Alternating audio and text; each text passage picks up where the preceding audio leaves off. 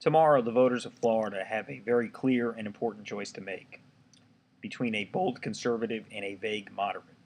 Newt Gingrich is a conservative with a track record of governing as a conservative as House Speaker, working with President Clinton.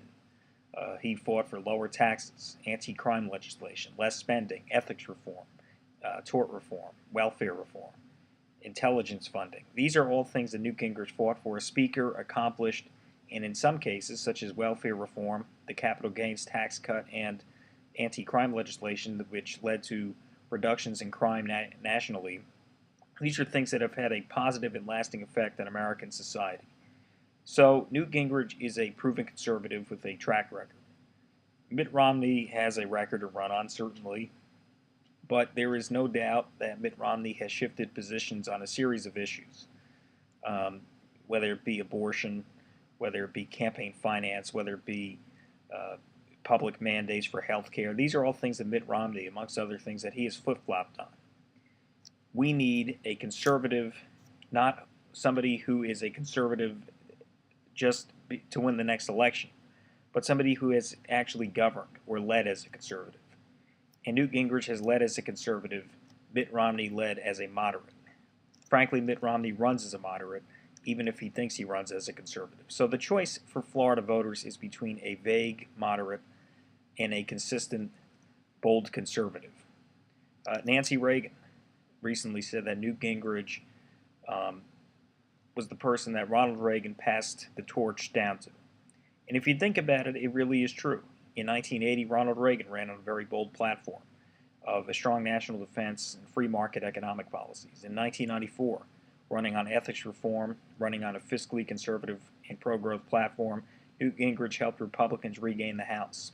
Today, in 2012, Newt Gingrich runs for President of the United States as somebody who is crusading, frankly, with a grassroots movement for conservative change, fundamental change in Washington.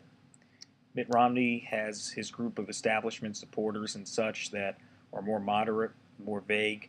They will maybe undo some of the things that Obama has done and do a couple positive things. But Newt Gingrich fundamentally is the candidate who is fighting for fundamental change in Washington. So the choice for Florida voters tomorrow is between a bold, consistent conservative in Newt Gingrich or a vague Massachusetts moderate in Mitt Romney. So if it really has to do with the candidate's core. Are they consistent? Are they conservative? Or are they moderate? And I think that you can certainly find areas where Newt Gingrich has shifted positions, but certainly not as many as Mitt Romney, nor have the shifts been as politically convenient as Mitt Romney's.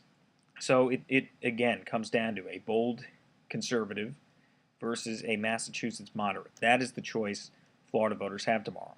And, you know, no matter what the outcome is, this campaign has been an interesting experience. And no matter if Newt Gingrich or Mitt Romney becomes the Republican nominee, I think it's imperative that defeating Barack Obama in the fall should be made a central campaign issue.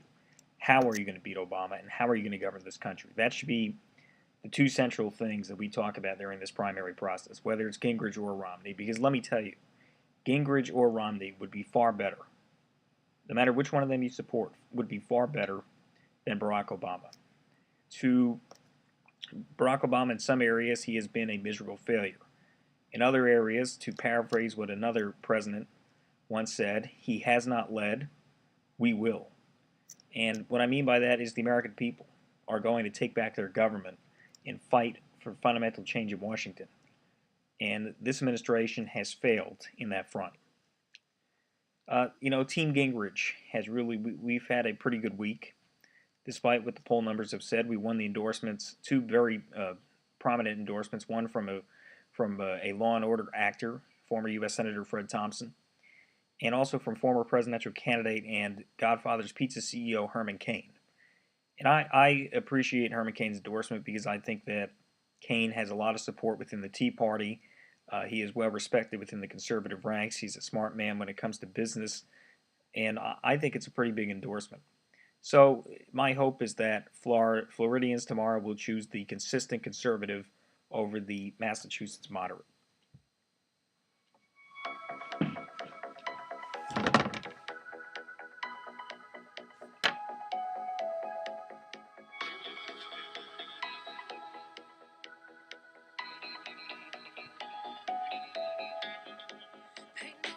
preaching to the people in the street, crying out for accountability.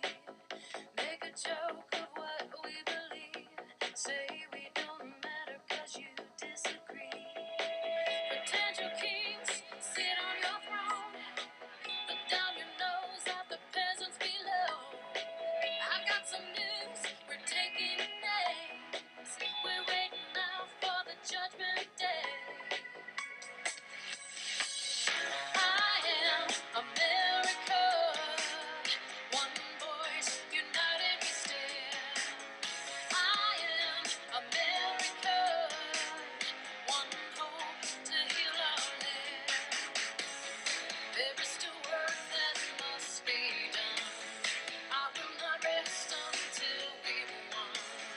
I am America.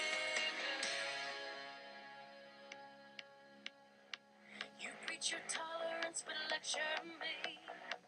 Is there no end to your own hypocrisy? Your God is power, you have no shame. Your only interest is political